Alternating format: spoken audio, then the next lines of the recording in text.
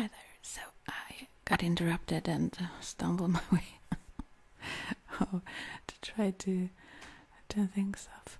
Well, anyways,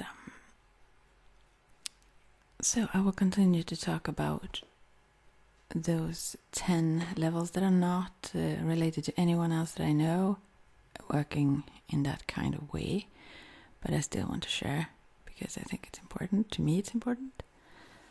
And but it's not like any teaching, Buddhist teachings, but it's not included into magical practices that I know of aside from my own then, or so. But still, I wanted to include it since I showed you my atami. So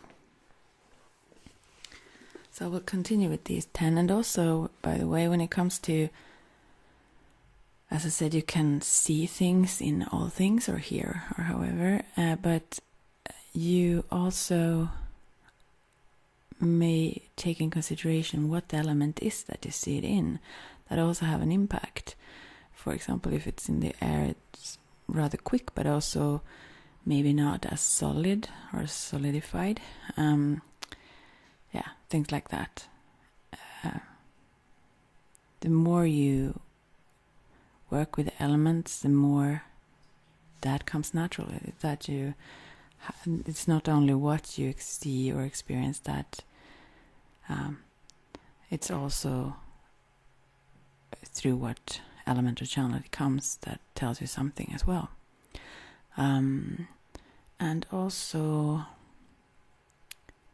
not to be caught up in that, like as for the Zen teachings that I really needed and relaxed from when I got into that more, because then whatever you see, you just let it pass by. You can really experience very strong, if you would then call them psychic experiences, or in many kinds of way, get information and see things and so on, but just not stay with them, just let them go. And it's the same, the ultimate reality or awareness or consciousness, that pure just attention or mindfulness, you could call it maybe, that is there, that make us also, or help us to perceive things as they truly are, and ourselves as we truly are, without separate self. That is, to become aware of that space, or that, emptiness, that is, from there is where we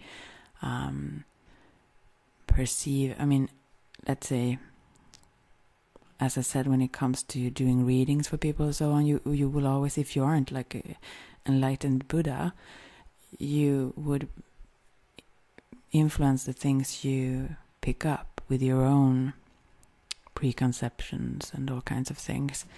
And to really, really see things as they truly are, you need to be rid of yourself to that kind of degree that you really understand that there is no true self there, in that sense that you're separate, or like there is some boundaries to whatever that would be.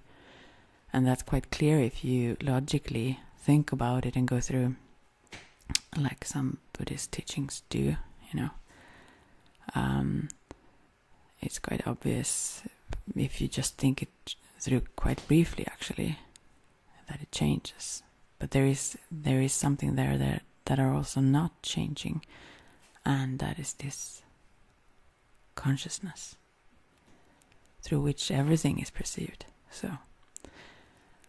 So anyways, it's easy to get caught up in all the changes and variations that goes on, and activities and all that. And that's when we start to really suffer, if we think that's who we are, or if we think that, that's like the most important thing. That is changing. Whatever the situation is, it's always changing. Cannot not change. So, that's a blessing, truly. Some people think of that when it comes to, there is an expression also, but I don't know what it is in English. Förgänglighet in Swedish. Well, anyways, when you think of that everything constantly changes, sometimes people think that about decay, that everything will like end, sort of, or vanish. Nothing vanishes, but it's truly there are opportunities for even magic. If you would talk magic, then is we couldn't work with anything that was static. Everything is changing, even the things that we may experience as very solid, like a mountain. Constantly changing, never being still. But we won't see that, and we don't experience it in that way. Or a house or something. Yeah, so. And that's our opportunities. And all the new things can arise or come forth through that. Yeah. So I chose this, not the Fool picture. Actually, the Fool is in all of the pictures, because that's the one who do this journey, the emptiness. That is that Fool, honestly. But anyway, and that who is kind of unaware of that, though, quite. But in the World card, that would be more like the enlightened awareness of this one as well. Anyways, this is number 1, the Magician. And I thought about actually putting up a picture of an altar setup, but then I chose this card because here is the tools, the wand, the atami or sword or whatever is there. Yeah, sword, obviously, since the suits, the 4 suits, and cups and pentacle, and also the collars and the snake around the waist, and this as above, so below, and all things. There is a lot of the flowers, a lot of symbolism in just this card. And this is like the beginning of the journey. Yeah. And also I like this picture for many reasons, but also that it's quite clear. It's just like a table with these tools. And it's not a lot of mess. I guess I'm a little bit Zen-like there. Not that I don't have a mess. I have mess all around. But I like it that way. I really wouldn't like even my own altar if I have a lot of things there, which easily happens because I add things there, and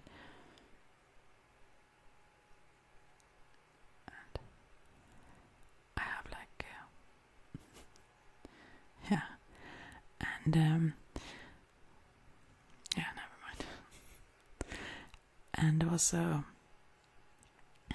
let's see, where was I? Yeah.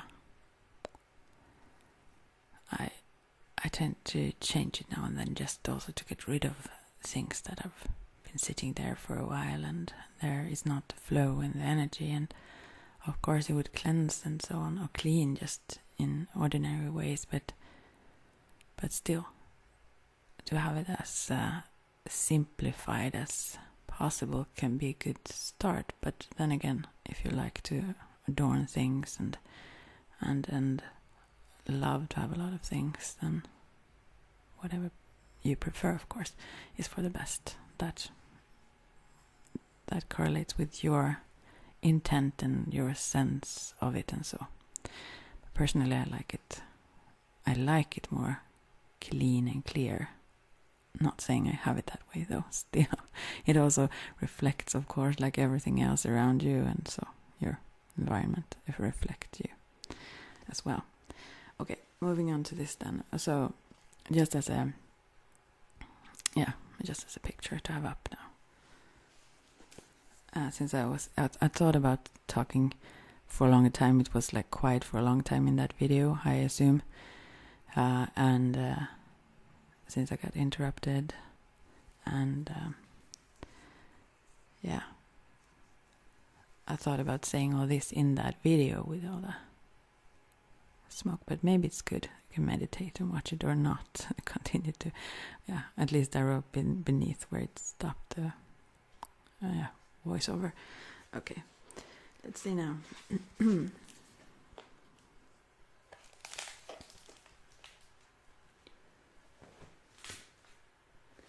I was going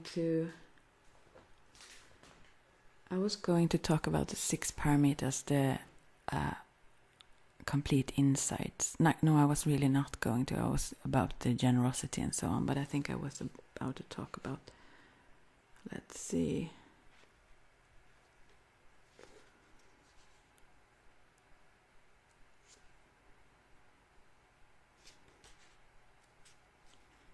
I'm sorry that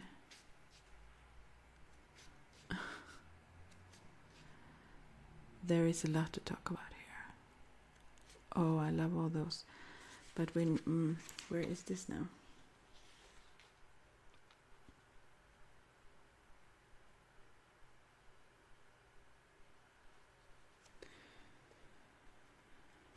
Okay, I'm sorry, I need to... But the base still, when it comes to this, now I'm suddenly going to all Buddhist things. Yeah. Here it's, I guess it's first, but anyways, I will just generally talk a little bit about it, around it. The base to be able to perceive correctly is there are, according to Buddhism, like 3 changing, let's say,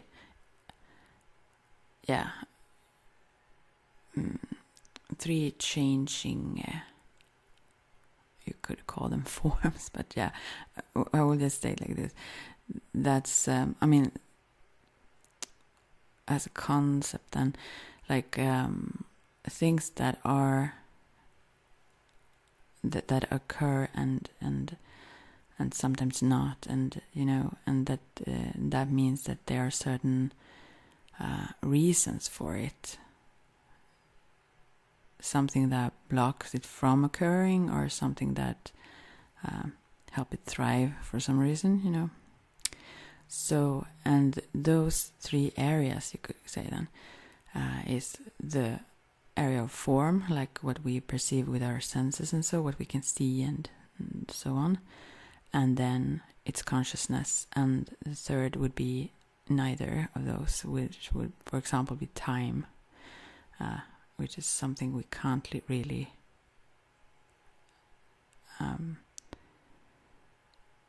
perceive as such through those means, if you see, because I won't go into the whole consciousness too much, but as far as I understand it, there are those who are way better, who understand this better, and then they could explain it better, obviously.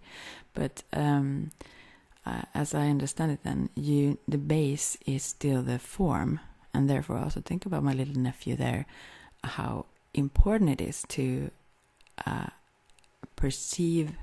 That's the base to go from. If we cannot perceive with our senses, that's the basic, to be able to see with a transcendental mindset, with a let's say like this, for our consciousness to grow. Our physical body is limited, but our consciousness is not. And where will I go from there?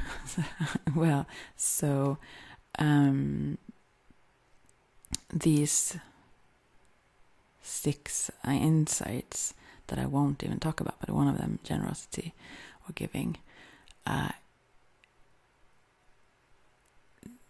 when you realize that, or rather this, the basic misunderstanding, the misunderstanding that stands in the way, is that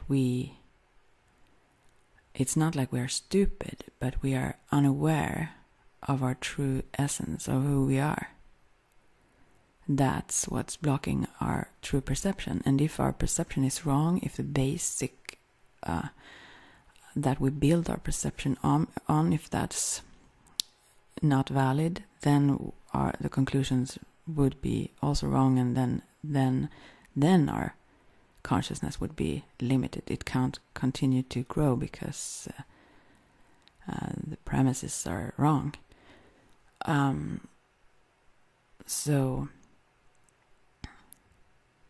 to reach this ultimate, maybe you could say, insight and wisdom, then you need to see through that illusion of the self, as it's called, and everything. But yeah, I try to find words. Yeah.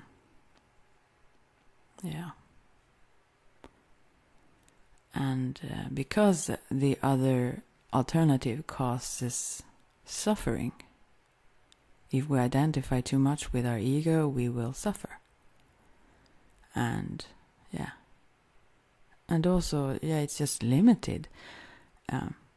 Consciousness can grow infinitely. I mean, there's no end to what we can perceive. I mean, even the other things, like we perceive everything we perceive through consciousness, even the form.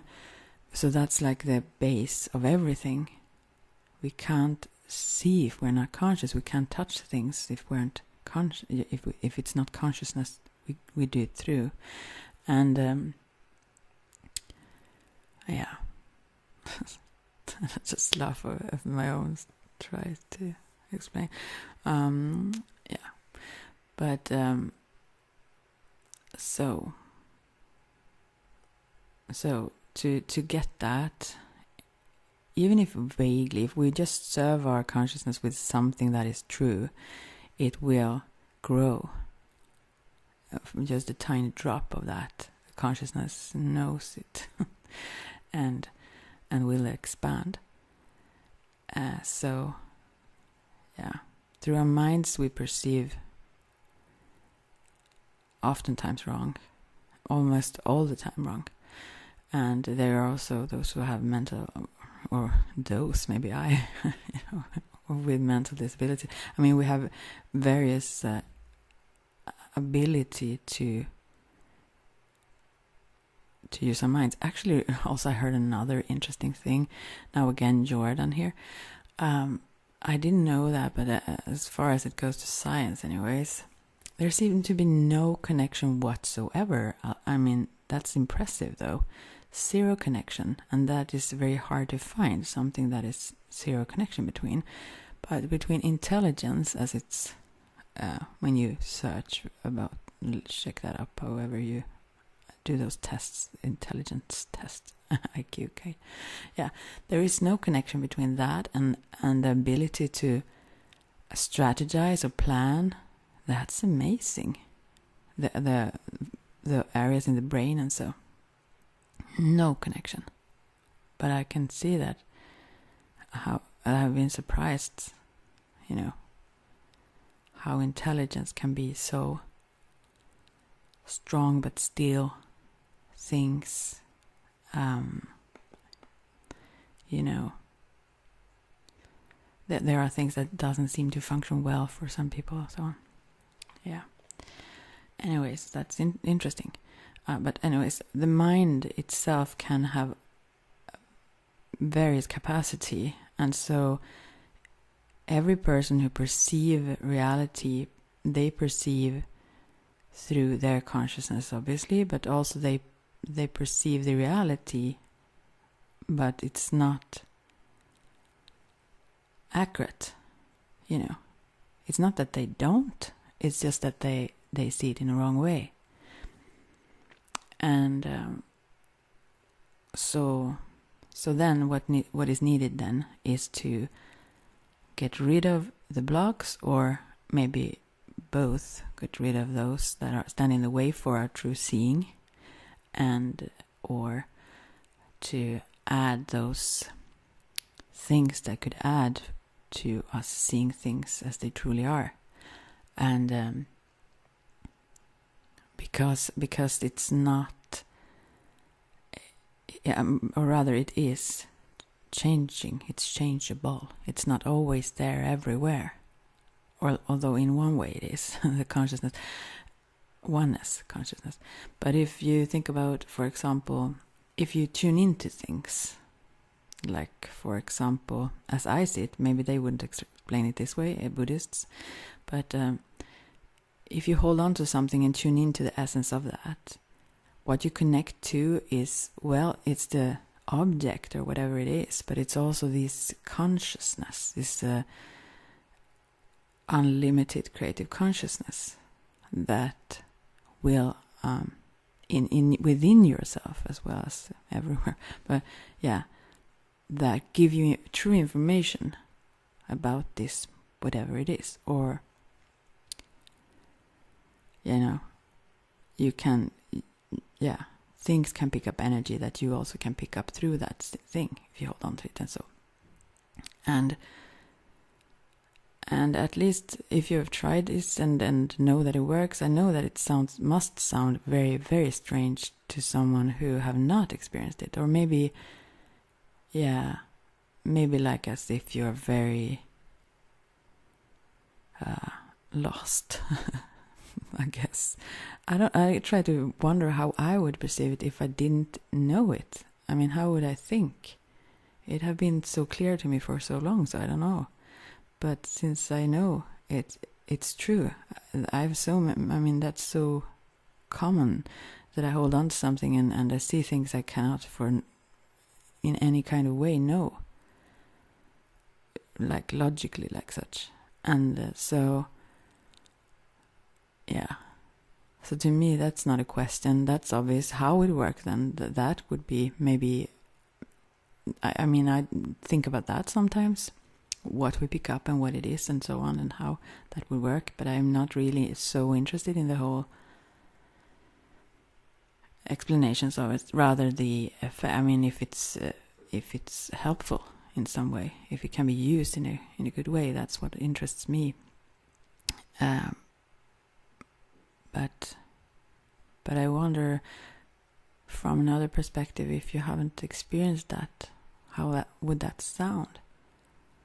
But anyways, you can logically go in that direction towards this transcendental, consciousness, which means that it's not limited, and that you can actually reach to that conclusion even logically.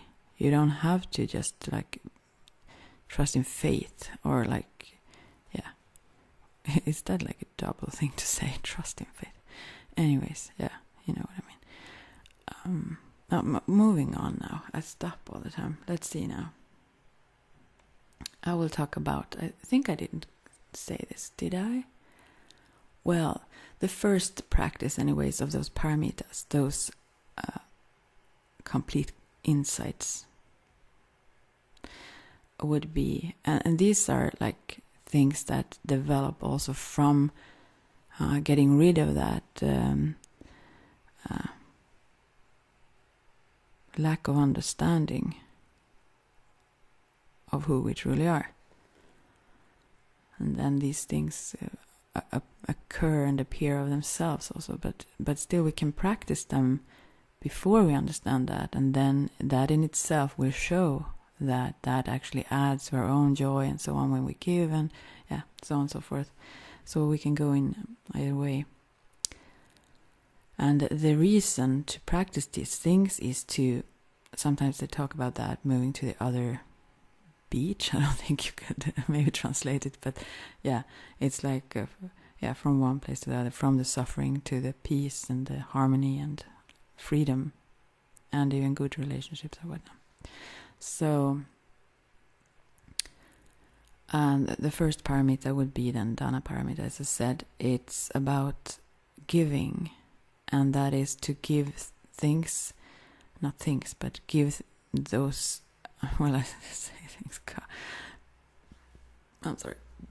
Give what causes joy and happiness, and to give love. That's the basic of it. But that can be also practical help, of course. Yeah,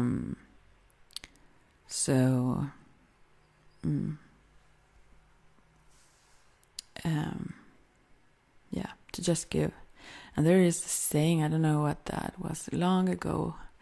As I said, I was, rather, people considered me like complicated when I was younger, I heard, or maybe weird. They didn't say it to my face, but I heard it though.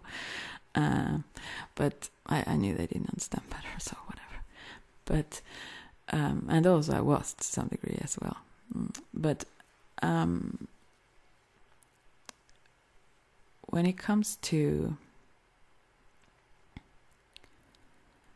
there were certain things that I kind of understood, but I took it too far in the wrong direction, actually, with my lack of understanding of things. And sometimes I didn't include myself, but it's like something like, let's see how I was translating. I was thinking in Swedish, something like, everything will be taken from you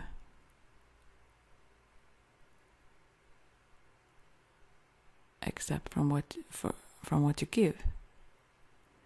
I think it was longer than that. Sorry. No, but it was the essence of it. It was like a quote that was beautifully said. But yeah, it's all you got, really. What you give.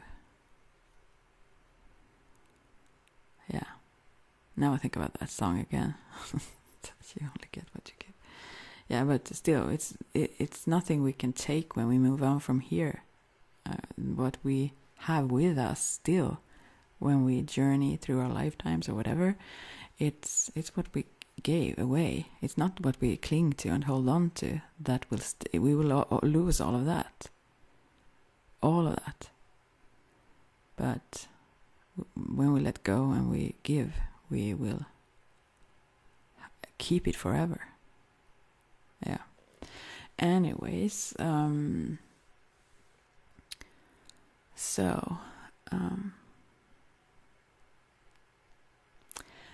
it's not always sure that the other person that we give to would be happy for it.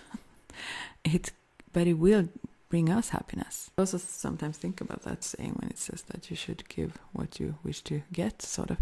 And I understand the whole concept of that, but we also want different things. So maybe what I really want, someone else would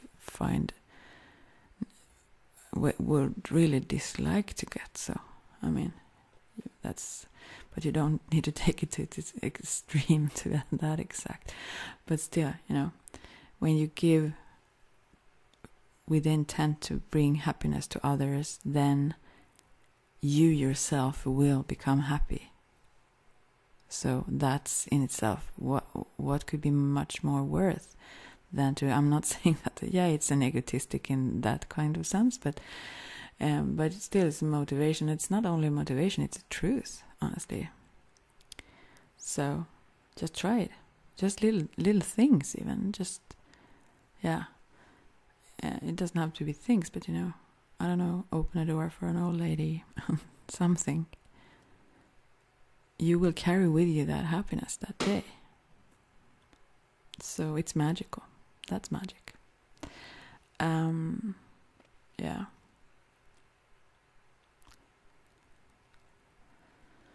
So, and as I said, when it comes to, since these comes from my own, what I soaked up from Buddhism, our greatest gift is our full presence. That's something that cannot be exchanged for anything else. And the healing that is in presence it's not possible to describe. It's totally something else. If someone listened to you, have I met this a lot? If someone, for example, listened to you, and I do this, I'm sure myself, and they have an idea, they have like much chatter in their minds of who you are and why you are that way, and all kinds of labels that are totally obscuring their perception of who you truly are. They can't see shit. And you, sometimes, at least I, since I pick up things still, I try to sometimes just ignore that and continue. For example, when it comes to therapy situations that have been in my life before, and I realize they can't see nothing now, and you know, and sometimes I'm blind. I'm there for a reason. So I mean, I would listen to them, but still, so far I've been very right when I check it in afterwards and see where it went. But I was taught very early to ignore when things don't add up, when I pick up signals that really going in way different directions. So I learned so early to just swoosh that away from my mind and continue my way, because I would have gone mad to try to interpret all kinds of very strange signals people sent that was not in alignment at all with what they said or anything. So yeah, where was it? Yeah, so that to be in, I knew that long before, and wow, if I would have listened to myself more than trying to listen to all kinds of things outside. But anyways, I encourage everyone to listen to yourself. You know, you do truly know. Anyways, so, and I mean that in a deeper sense, not your ego self. But yeah, so if just someone would be there as this empty presence, or this, they talk about this still lake that would reflect perfectly, instead of messing up the surface so that the reflection would get totally screwed up and you can't see what's in front of you. You can't see who is there with you. And so to at least try to come back to that emptiness of just be present with another person. That in that space, and holding someone in that way, that is one of the most healing practices that can ever be done. Maybe the most. Yeah, because also with being that reflecting surface, you could say, you also the other person will themselves pick up. That's mirroring them without you really actively trying to do so. And I wonder about that. Sometimes I've said this before, but in some instances, there are some who say that it's very wrong to use the practice of mirroring things back to people who do mean things towards you, for example. And I don't really see that. But I see that if your intent is to harm, I mean, if you really feel anger towards someone and want things to be thrown back at them, then your intent would not be like obviously loving kindness. But if you want to kind of get rid of those attacks or whatever it is, and you from that calm space just mirror things. I mean, this mentally, and also when it comes to the cat, by the way, I need to talk about the cat now. You like my ramble, some of you anyway, so I go on now then. But yeah, I think it's the person who do mean things, then whatever will be, or if they don't, if you just perceive it that way anyways, whatever the case, they will clearly see themselves. Just if you, for example, visualize mirroring, like instead of having this kind of white bubble around yourself, you could mirror with a mirror or with a surface that would reflect and deflect. And so that is efficient. I've tried that many times, and when just you know, smaller things also. Sometimes it's just irritating with some people that whatever they, and and they really don't like that reflection, obviously. That's the only thing you do from that space of kind of calm and nothing, and still that bugs them. Obviously, it have at least shown so to me. But also when it comes to the cat, by the way, I need to say this: when it comes to visualization, some people think that it's not so. Maybe, it doesn't work well. But there are several things that I realized with my cat. For example, I once drew up this. This is a Moonlight Key practice, also with the anaconda. In Buddhism, they have this. What is it now? Cobra? Yeah, you have seen this. Also, those statues, I guess, with the cobra over the head of Buddha. And, yeah, but you bring this energy up and various colors and so on until there's like a golden cobra laying on top of your head, like watching out for your safety. I don't know. Yeah, and the cat, when I can't do that around her because she stares on top of my head. She gets a little bit hesitant and don't want to come near very quickly. She's very mellow and she's like a wild beast other times.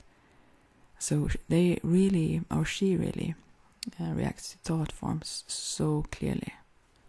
It's interesting.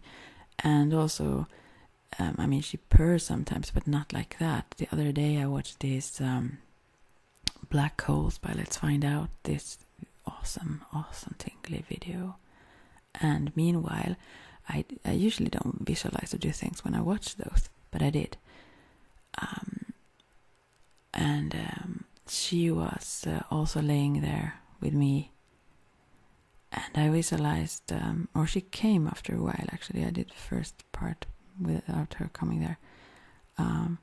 Just going through the chakras, like the red for the root chakra to like get a bright red, and then to the sacral and this bright orange, and then the solar plexus and like a yellow sun or yellow light, and to the heart, green light, and to the throat with blue or light blue, and third eye with indigo, and making them clear and bright, and then the violet, or sometimes I think it white as well, because it contains all colors at the top of your head. And then I did this visualization with changing those to stellar light, silvery starlight, and I also thought about filling my whole aura, feel like a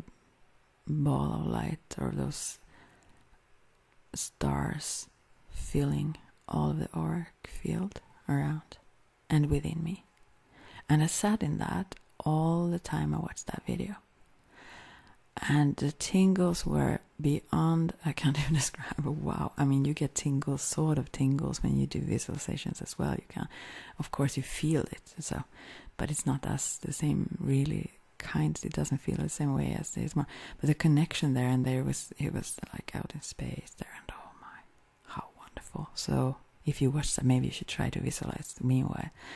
And the cat, by the way, she then came after a little while when I started to think about those starlights, tiny stars all within all of my aura and everything, and it was so lovely. And she just purred, and she was so.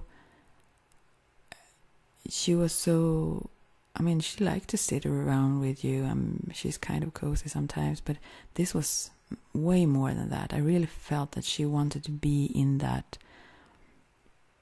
bubble of starlight. She loved that. She purred and purred and purred so loudly all the time. All of this kind of quite, I don't know how long it was, but it was not so short, this video.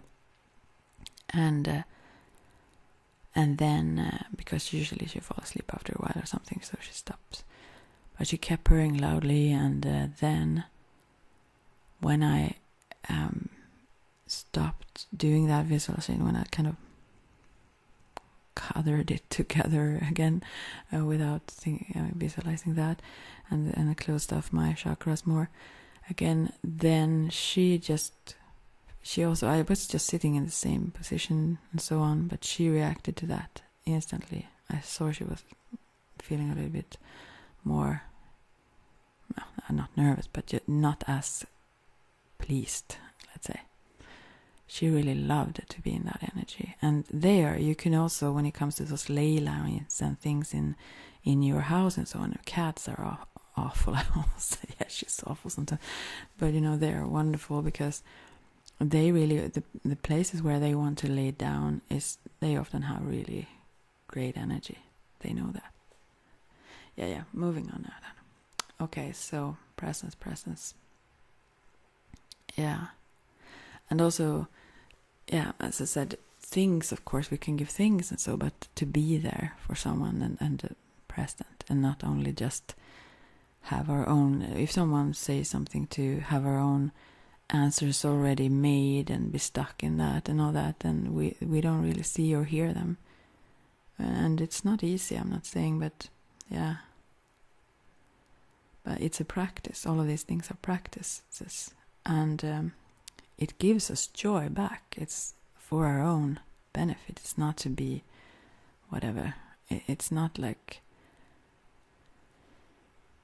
that it would add to someone's value as, as being a good person. Something that is for what others would perceive you as or something. It's for your own joy, to add to your joy. So, and meditation, of course, is a good thing, or even practice mindfulness practices to become more present, even visualizations to connect with various parts of your body. It can be, but you can do that through exercise. Physical. I should do that more to connect. But breathing too. We always breathe, so it's always there. We can always follow our breath. To be aware that we breathe in and be aware that we breathe out. And just doing that connects our bodies and our minds. So that's part of a meditation. And that also brings us to here and now. So even when we listen to someone, that practice can be done at the same time. If we feel that we are not so patient maybe or something, we can still be fully present and calm our restlessness when being present with someone, but also to listen to ourselves so that we won't give more than, if we start to feel really, really not comfortable being present with someone, then we would signal that so much. People will pick it up, whether they are aware of that or not. So it won't be good. It won't be healing to be in that. Rather the opposite, actually. So it's better to just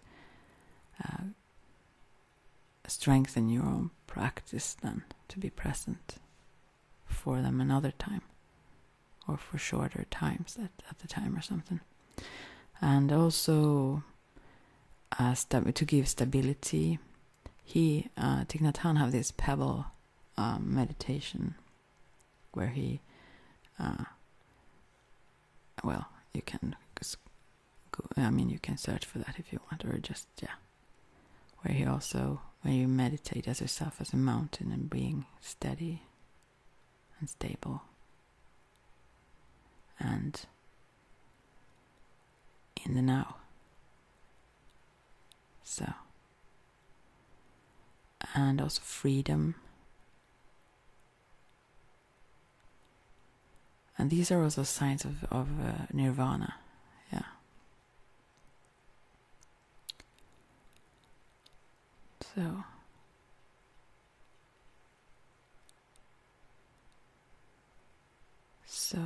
So we don't create more suffering, be free from things that we are enslaved by, of course, but also attached to.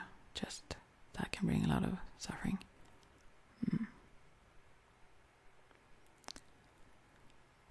And to see what's here in the now that we really can appreciate and love.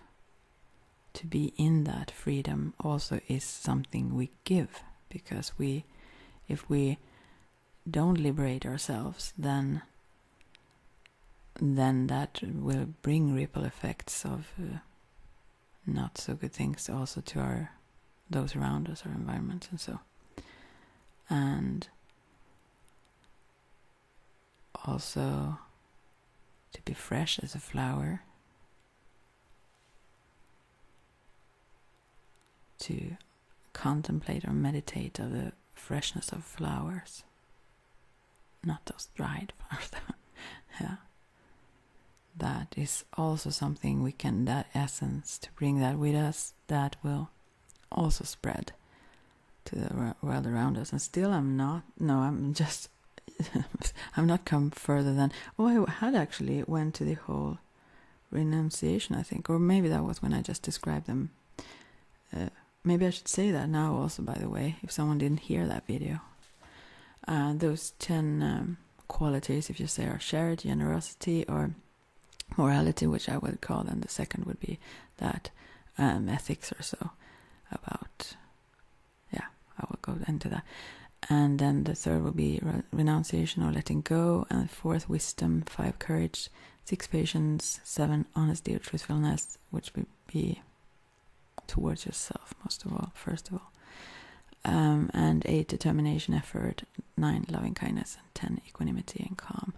And those, I'm just at the first of them there. So, but in the now there is so much beautiful that we can perceive through our senses, what we see and experience, and also through our relationships, and if we're just in the now and aware of it. And also to see, and in this whole freshness would also be to see things. It's not easy, but if we see things as if we saw them the first time, to have that freshness. You can maybe experience that if you go abroad or you travel or something. Suddenly things that we are blind to at home would, or someone who traveled to where we are, your awareness get heightened because it's new. You don't have all those just automatic shutdowns, or what did you say? And also, of course, of peace, to be peaceful. And as I said, water can reflect. I mean, you can think of that as calming yourself into that space where you're still and reflect things just with that peace. And also space is something we can give. So we get richer the more we give, and we always have those things to give. And when we give, when we make those around us, those we love, happy, we don't have to think that everyone maybe have to make themselves happy in a sense, but we can at least not add to their sufferings, and with those things, with doing these things for ourselves, probably we could also have a ripple effect in a good way, and that will come back to ourselves with happiness, of course. So we give. When we give to someone else, we always give ourselves at the same time, and also in the other direction, when it would be not so nice things we give, we always give that to ourselves at the same time. So, not very right. Okay, yeah.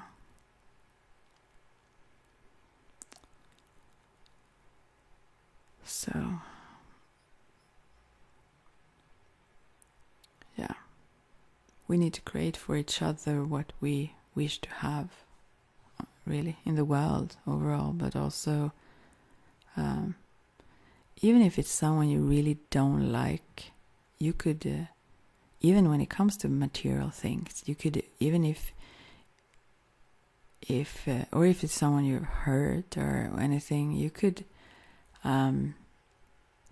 anonymously also bring them a gift, they would want or something. Even that, for your own happiness. It's not for them, it's for you. because also you're one with each other. So, because also if someone causes you to suffer and you get mad at them, it's because they suffer so much. So that even if they have been shut off so much, so they aren't aware of their own suffering, it still flows over in them, and so they need help. They really don't need punishments as such. Maybe they need to be sort of contained in certain occasions, but that to kind of punish people won't help them. So, yeah.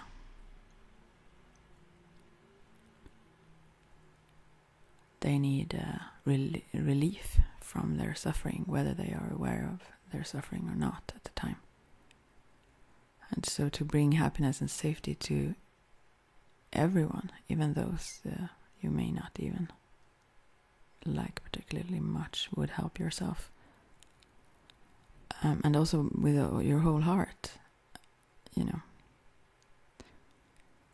the more we give, the more we get. And I guess, I'm not saying I give so much, but I'm quite happy most of the time. And and I kind of, when I try to describe to you how things have been, that kind of goes hand in hand. Many things. It have been in one way really, really desperate anxiety and stuff before, not now. But then again, when I have many times or all over also been very happy, I don't think I would have coped if I wouldn't have been like coming up through the surface to breathe. So that was how it was before. But now I kind of always feel happy. Not always, not every second. I can, I can, especially if I don't take care of myself well when it comes to basic things like sleeping and eating well and stuff, or exercising even your needs, things like that. Then I can get a little bit imbalanced, but still, I haven't felt better. So, and I do really believe that is because I really try to practice these things, and when I have done, that's when I felt the happiest as well. So try it. Maybe it works for you. Who knows? And also understanding is also one thing we can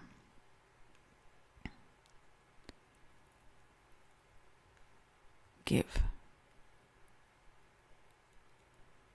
And to understand, to truly understand, we need to also see through see what really is. So that is contained in all of these practices anyways. So to see with this second awareness, if you say, to really look in depth and get insight. Yeah.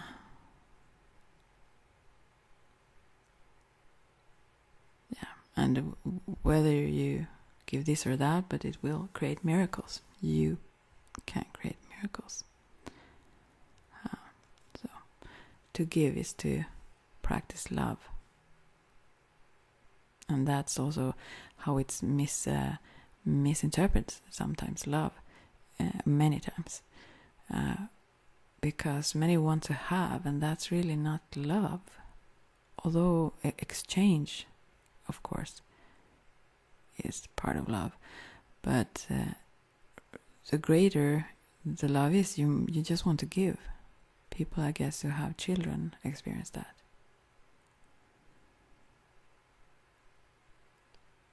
Yeah.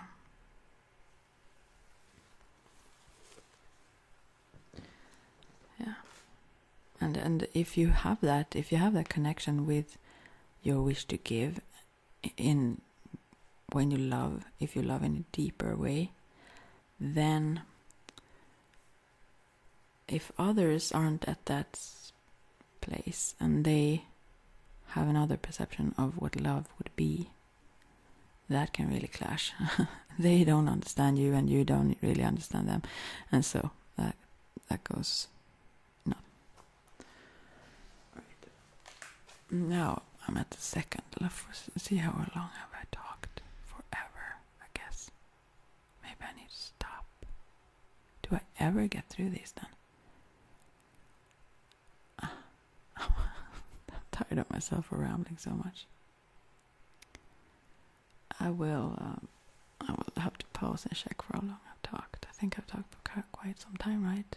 It's just at the first there. Maybe I should just add coming weeks, those steps there. I don't know. We'll see for how long I've talked now. Wait a sec. Oh yes, apparently I've talked for an hour already. Yeah, so I got to stop. And so I all just went through, but I at least came through this part of charity and generosity. And of course there is a lot more to be said, of course. But I said something about this Dana Paramita. And then I will probably put them in there sometimes now and then. But because this is not really related to the tool for other people, so but I will go further and talk about all of these 10 steps as I think of them as well. But the first would be this then that I talked about. Of those small doors or windows or of opportunity, or what you should call them. Yeah. So yeah, that's that for now. Yeah, I will just end, and thank you so much for listening, and much love to each and every